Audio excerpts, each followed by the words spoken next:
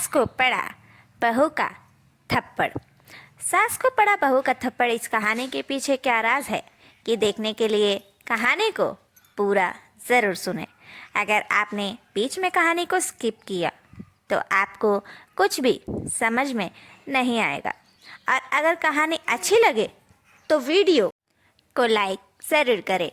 अगर हमारे चैनल को सब्सक्राइब नहीं किया है तो पहले सब्सक्राइब करें और बेल आइकन दबा दें ताकि हमारे आने वाले हर नए वीडियो की नोटिफिकेशन आपको सबसे पहले मिले। रूही बहुत ही मॉडल लड़की थी। शादी करके अपने ससुराल आई, पर वहाँ के लोग बहुत ही पुराने ख्याल वाले थे। वो लोग त्यौहार को त्यौहार की तरह मनाते थे और रूही फेस्टिवल समझ के सेलिब्रेट करती थी। दोनों के ख्याल और विचार काफ़ी अलग थे, पर मेन बात तो ये थी कि ना ही रूही को ये पता था कि उसका ससुराल पुराने ज़माने के ख्यालों का है और ना ही उसके ससुराल वालों को पता था कि रूही इतनी मॉडर्न है। शादी के बाद जब पहला दिन हुआ, यानी पहली सुबह हुई, तब रूही तो कमरे से बाहर ही नहीं निकली। 8 बज चुके थे। सब लोग परेशान हो गए कि आखिर नई बहू घर से निकली क्यों नहीं। तो रूही की छोटी ननद जाकर देख कर आती है और सबको बताती है कि रूही तो अभी सो रही है। गलती रूही की नहीं बल्कि उस इंसान की थी जिसने ये शादी कराई थी। ये सब छोलमाल और गोलमाल उस इंसान का था। उसने दोनों परिवारों में किसी को भी किसी की सच्चाई बताई ही नहीं थी, इसलिए ये सब कन्फ्यूजन हो गया। रूही को लगा कि उसके ससुराल वाले मॉडर्न है तो देर तक वो सो सकती है, वरना वो जल्दी उठ जाती।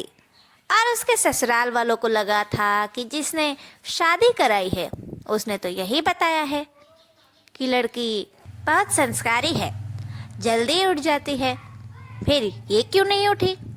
अब दोनों इसी सोच में थे। उसके बाद रूही के ससुराल वालों को बहुत गुस्सा आया। उसकी सास गुस्से से जाकर उसके ऊपर चिल्लाने लगी, जल्दी उठो, घर का एक भी काम नहीं हुआ, आज पहली रसोई थी, कुछ नहीं हुआ, ये नहीं हुआ, वो नहीं हुआ, अभी तक सो रही है, पता नहीं कैसे लक्षण है नई बहू के। ये सब सुनकर तो रूही को बहुत गुस्सा आ गया। रूही ने भी उठकर अपनी सासू माँ को 2-4 बातें इंग्लिश में और 2-4 अपनी सास के लैंग्वेज में सुना ही दिया। एक दिन लेट हो गया तो क्या हो गया, वैसे भी आप लोग तो बड़े अच्छे लोग हैं।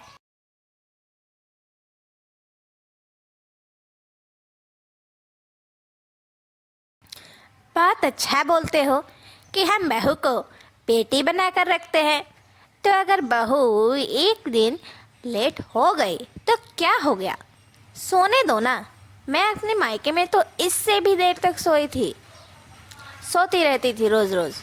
अगर इतना ही जल्दी काम करना है तो खुद ही उठ के कर लिया करो आप लोग। अब बात बहुत आगे बढ़ गई। रूही की कंप्लेंट रूही के मायके में उसके ससुराल वालों ने कर दी। उन लोगों को क्या पता था कि ये इतने सभ्य संस्कारी घर के लोग हैं। उन लोगों ने भी कहा कि अब तो वो आपके घर की बहू है, उसे भी संभालिए और एडजस्ट करिए। अब ये लोग बेचारे एडजस्ट करने की कोशिश में कर ही रहे थे। इतने में फरवरी का महीना आ गया, स्लैप डे आ गया। सुबह सुबह उठकर रूही तैयार होकर चुपचाप घर से बाहर निकलती है और जो भी सामने आता था उसे एक एक थप्पड़ लगाने लगी और बस यही कहती थी, happy slap day, happy slap day. देखते देखते उसके सामने उसकी सासू माँ आ गई। उन्हें भी एक थप्पड़ जड़ दिया उसने और कह दिया, हैप्पी स्लैप डे सासू माँ। उसकी सास ने भी उसे 2-4 थप्पड़ जड़ दिए और कह दिया, हैप्पी स्लैप डे प्यारी बहुरानी। बस रूही को इतनी समझ थी ही नहीं कि उसकी सास ने उसे मारा है। उसे भी यही लगा कि वो भी स्लैप डे ही मना रहे हैं। इस वजह से दोनों सास बहू में फिर से झगड़ा तो नहीं हुआ। अब ऐसे ही कभी रूही अपनी सास को तो कभी उसकी सास उसको ऐसे ही उल्लू बनाते बनाते अपनी ज़िंदगी जीने लगे। कभी रूही के थप्पड़ को उसकी सास झेल लेती थी तो कभी अपनी सास की गालियों को रूही अपनी तारीफ समझकर खुश हो जाती थी। ऐसे ही दोनों सास बहू खुशी खुशी जीने लगी। दोनों एक दूसरे के लिए खुद को बदल तो नहीं पाई, पर एक दूसरे की चीज़ों को, बातों को नज़रअंदाज करना सीख लिया। ज़िंदगी में तो ऐसे ही जीना चाहिए।